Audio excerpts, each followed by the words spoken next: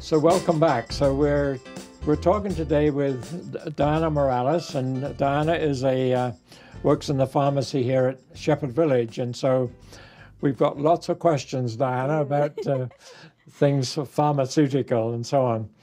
So Diana, what I observe when I get some prescription from the pharmacy, it says on the bottle so many refills. Yeah. So how does that work? Who determines the number of refills which are permissible on that medication? So the doctor will decide how many refills for us to give you. In some instances, obviously, you can get a 3-month supply with 2 refills, right? So that will take you, say, about 1.5 years. But eventually you're going to finish them, right? And then it'll go down to 0. So in that case, what we do as a pharmacy as well is that we can call your doctor on your behalf. So there's no reason for you to go see your doctor or for you to call your doctor. We will call the doctor or fax and we'll say, hey, Mr. Smith needs more medication. Can you please authorize more? And it does take sometimes a few days. Some doctors are very excellent and they'll reply back in an hour. Some of them will take, 2-3 business days. But we will, once we get that paper back saying that the doctor has said yes, that Mr. Smith can get more, then we'll fill it. We'll call you when it's ready and it's ready for you to pick up. So the doctor then, based on his experience with the patient, the doctor determines whether it's okay to refill or whether the patient needs to go in to be rechecked. Exactly. Is that about how it works then? That's roughly the process, yes. Because once we get that paper back, the doctor can say, you know what, no, I want to see Mr. Smith because he needs a checkup. Or, you know what, I need to reassess him because it looks like maybe this medication might not be working for him. So all of that still depends on the doctor. It doesn't depend on us. But this is why we also ask, come and see us before your medication is done, about a week's worth before your medication's done. So if there's an issue like this, we can deal with it. And worst case scenario, what our pharmacy does a lot is that we will advance you some. So you're not, our motto is we will never let you be with that medication. Yes. So we will always give you, say, an extra week's worth till you can see your doctor or call or whatever it is that we need to do. Okay. And then the other thing is sometimes some other pharmacies may not do that. They may not feel comfortable to advance you X amount of medication. The regulations have changed a little bit now that the government allows the pharmacy to do it. But even then, a lot of pharmacies are sometimes a little bit hesitant to advance. But us being such a community with the seniors and everything, it's always been obviously within reason, there's no narcotics or anything. But if it's your blood pressure, diabetes, cholesterol, we're always more than happy to advance you some so you're never without medication at any point.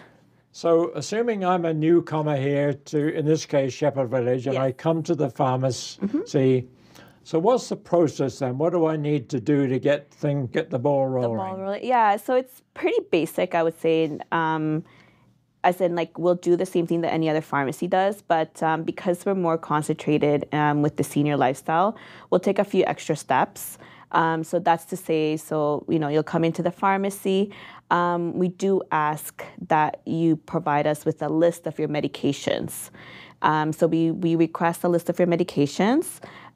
It's like a health card, your private insurance, if you have some, and your phone number from your previous pharmacy. So we'll input all of that. We will also ask you if you're on a blister pack or if you're some kind of a medication regimen in the sense of do you get everything in little containers, which are vials? Is it a 30-day supply? Is it a 7 days, 10 days?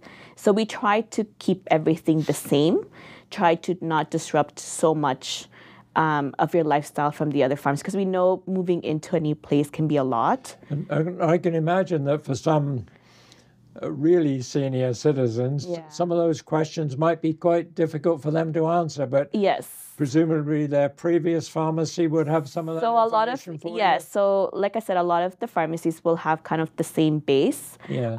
So the pharmacy will tell us, oh, this person likes this way, this person likes that. So we'll continue as is. We do get a lot of family members that come with the senior to kind of help with the transition. Yeah. So what we like to do a lot of at the pharmacy here is to have power of attorney on file, or have a buddy or a friend, somebody that we can call, that we can ask for any issues regarding medicine. Because sometimes, like I said, it's a big move. Yeah. And, you forget things. I mean, presumably a person has to have an OHIP card. They have to have a health card to qualify. Yes.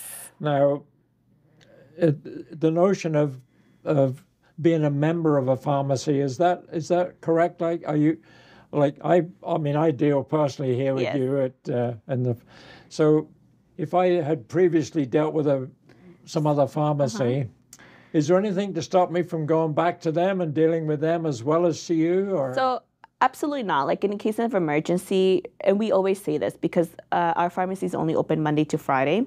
So in the weekend, if something happens to you that, we don't like it, but if you end up in the hospital, you need antibiotics or something like that, you're always more than welcome to go use another pharmacy.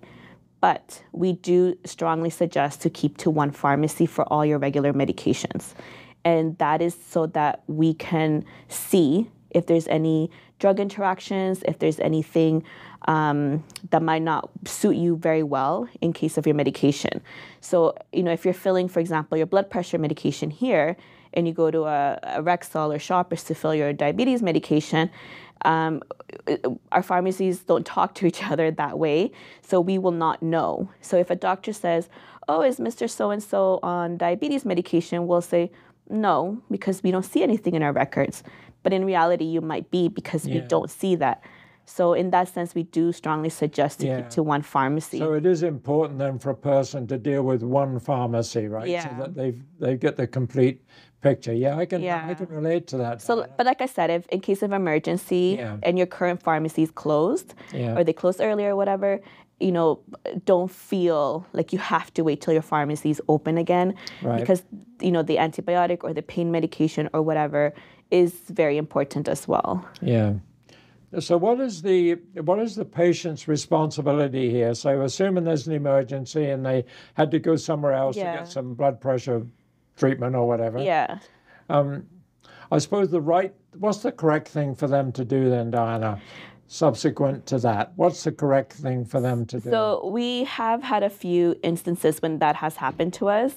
So one, what you can ask when you do fill your prescription at another pharmacy is ask them for a copy of that prescription. Then you can bring it back to your original pharmacy and ask them to scan it into your file, so that the pharmacist or whoever is in the team will know what you have had filled on that day. Or you can just bring the bottle down with you, and then we can put a little note on your file to say, Mr. Smith got this medication on a Saturday, and it's for this. So then we'll still have somewhat of a complete file for you, and we'll know what you're up to.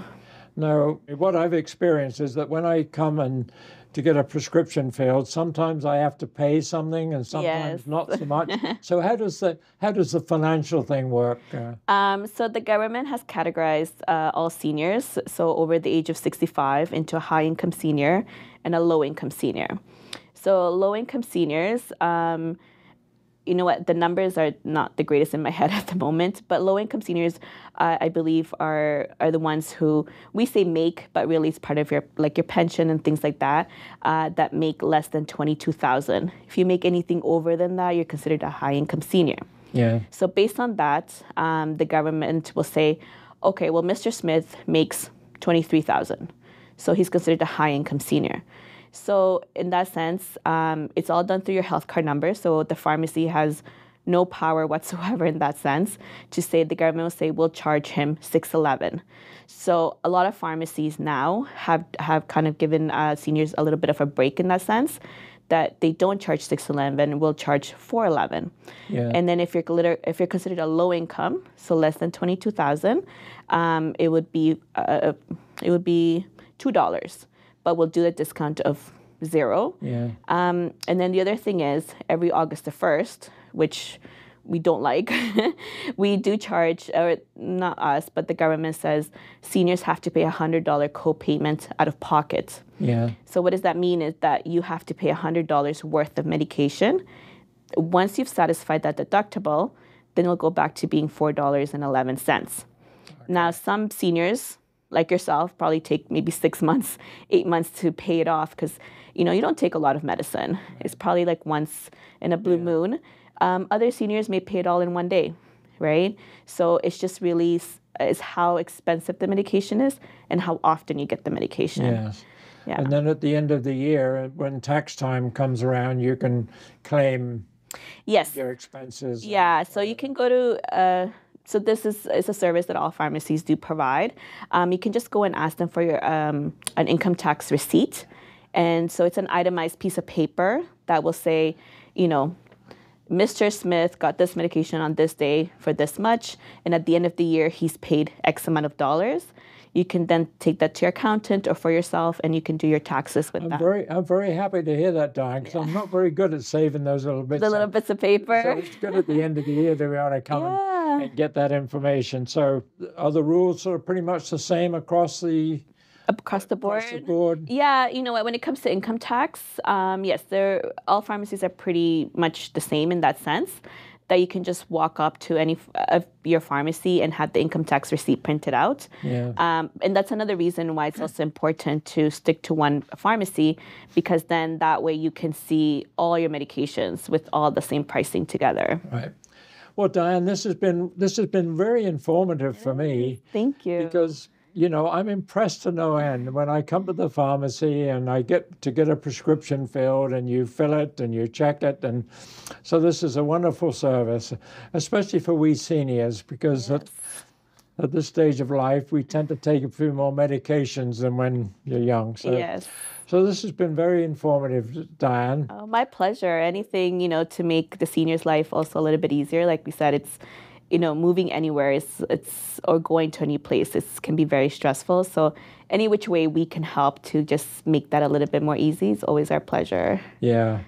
Well, that's very wonderful. So thanks again, Diane. Thank you, David. Really appreciate being able to talk to you about this. And thank you for having me. Thank you. Thanks.